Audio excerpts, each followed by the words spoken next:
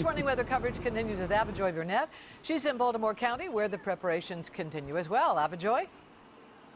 Denise, good evening to you. We are with the WJZ Mobile Weather Lab. Let's check out the temperatures here. Right around 40 degrees. The wind chill is right around the same thing. It's not windy yet. When we first spoke with you around 4, it was sunny. 5, partly cloudy. Now it's all gray.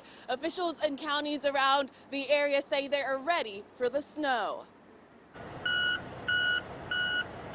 If you thought we were out of the woods, not so fast. It's mid-March, but the region is just now getting its first major snowfall of the year. In Harford County, 20,000 tons of salt has been stockpiled. 175 pieces of snow clearing equipment will be on the roads and 200 workers will be on duty. We're going to start pre-treating probably right after the rush hour.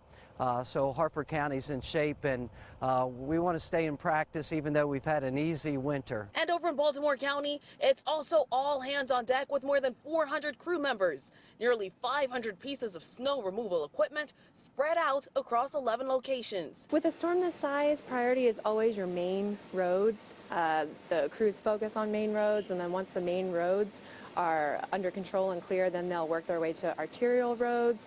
And then from there they will go into neighborhoods. Remember, this is what it looked like a little over a year ago when the region got covered with the big one. This year, the message is the same. Be patient with the crews. Please be confident that our crews are out and they're working around the clock to get to your neighborhood.